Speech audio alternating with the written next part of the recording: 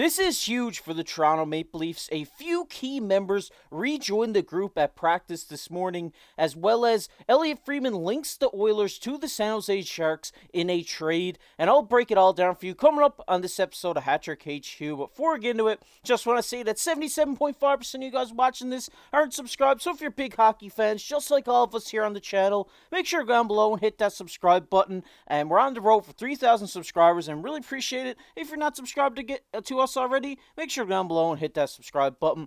But with that said, let's get right into the first topic of the video, which is major returns for the Leafs. And as we take a look here from Luke Fox on Twitter, he says, Calle Järnkrok and Mark Giordano rejoin the Maple Leafs practice. Järnkrok and Noah Gregor were wearing extra gray today, but we do also see from David Alter on Twitter the lines at practice this morning, which is great news. We see Nyes playing with Matthews and Marner on that top line. We see the Bertuzzi, Domi, Nylander second line that has been dominant over this last little while. Tavares, McMahon, and Robertson. Tavares has really been excelling in that position.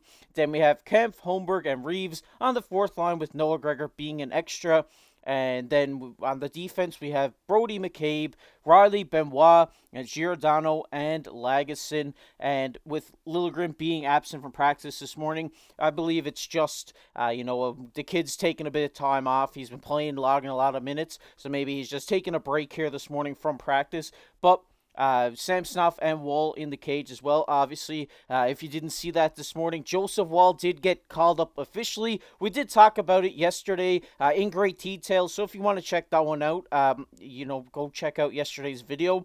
But this is huge for the Toronto Maple Leafs, getting some of their key guys back in Mark Giordano, in Calle Järnkrok, a guy who has been a staple of that third line here for the Toronto Maple Leafs this season. And it's just great to have Gio back. This is a guy who, can come in and log a lot of minutes for this club and just be a solid defender back there. And obviously the call-up of Joseph Wall is big as well. And this team has kind of been buzzing of late. The Leafs, I believe, are on a 7-game win streak right now. Austin Matthews obviously on a tear, hitting 50 plus goals now this season. And I mean, this team is looking like a great team, a great, Stanley Cup team, in my opinion. They've been really looking good out there. Tavares has been surprising to me.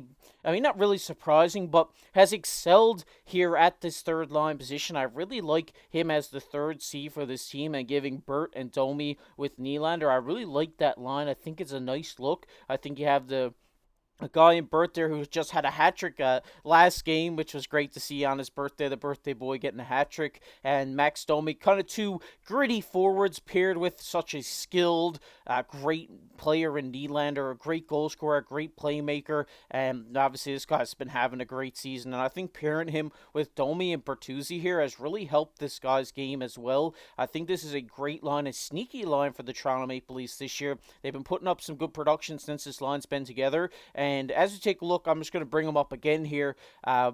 Like this Tavares, Robertson, McMahon line, it's kind of sneakily scary for me as well. I kind of really like this line. I mean, Bobby McMahon has really been playing great hockey since he came up from the AHL. He's been scoring at a great rate, and obviously Nick Robertson has been a great goal scorer here as well, has played well for this team, and just having both of those kind of younger guys paired with John Tavares, the captain, I think is really going to make their game excel a lot. And I'm really a big fan of this. I think this line's going to be great for this team. It really kind of distributes the offense down throughout the lineup.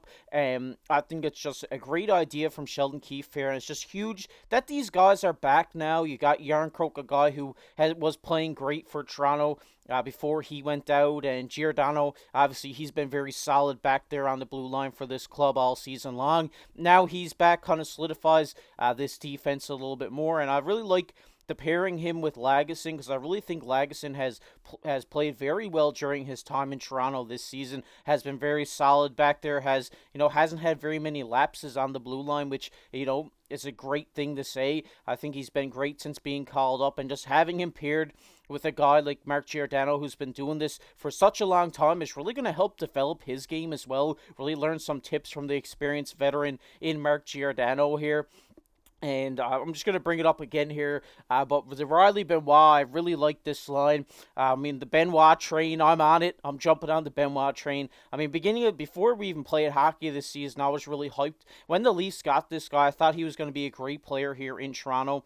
And he's just great. He's a physical defenseman, great at defending in his own zone, and I really like the way he's playing for this club this season. And like I said, I really like Joseph Wall coming back. I think this is great for this team. He's been playing great hockey. And he played a great game down in the AHL. He played great all the beginning of the season before he went out with that high ankle sprain, which is great. Now he's back, going to be playing great hockey again for this club. And then Samsonov, obviously he did struggle a little bit at the beginning of the season, but now kind of back into form, back into peak form from Samsonov. Has been playing great in the crease for the Toronto Maple Leafs. I think all around this team is looking phenomenal right now. It's the reason why they're on a 7-game winning streak.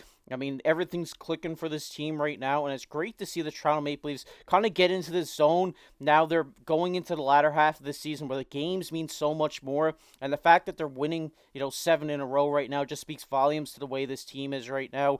And I think maybe with a few key additions here at the deadline, this team could really make a run at the Stanley Cup this year.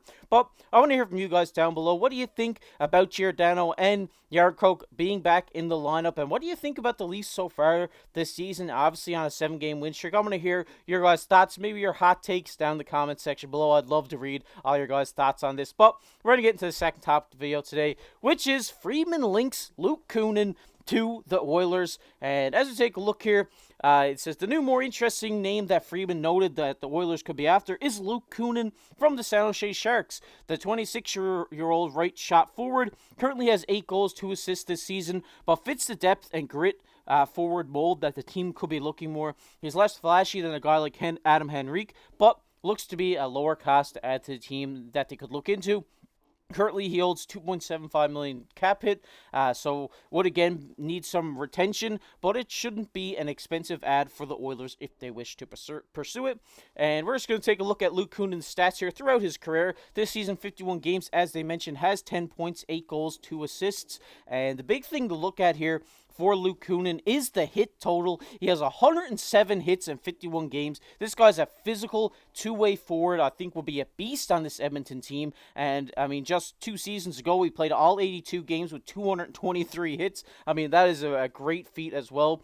And as we take a look, just even further here, this is his contract. Look, they said 2.75 AAV. This will be his last year on the deal. He'll be expiring.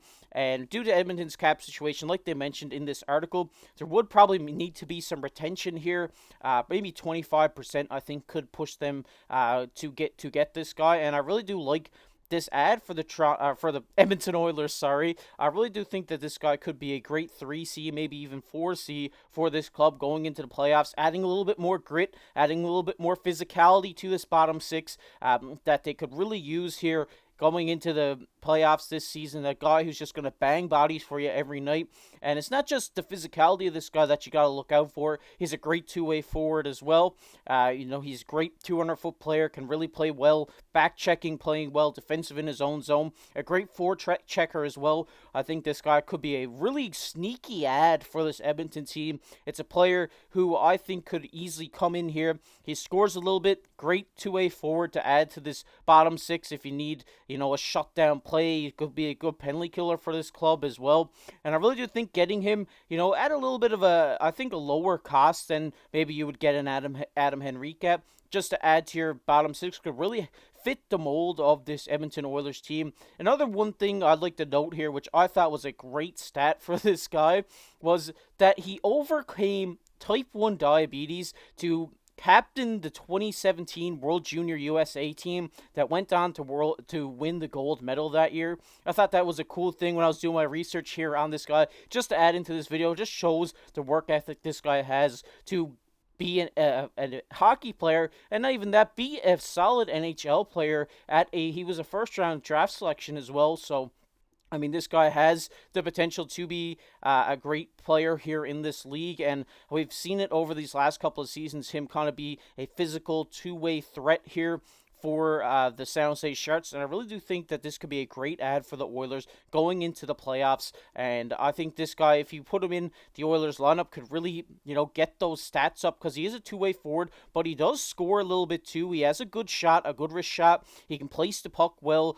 He always finds his spot, and I think adding him on this, offensively gifted Edmonton Oilers team could really push those numbers up as well. And obviously, you're going to get the physicality, you're going to get the block shot ability, you're going to get the defensive stick that he has as well. And I really do think that the Edmonton Oilers could pursue this guy. Maybe if one of their other trades that the rumor to kind of falls out, maybe Adam Henrique, maybe they lose out on him, he goes to another team. Maybe another team that has been, another player that they have been rumored to is Anthony Mantha. So maybe if they lose out on him as well, that Luke Kunin could be a great fallback option, a really cheap option to bring in here to solidify this bottom six for the Edmonton Oilers going into the latter half of the season.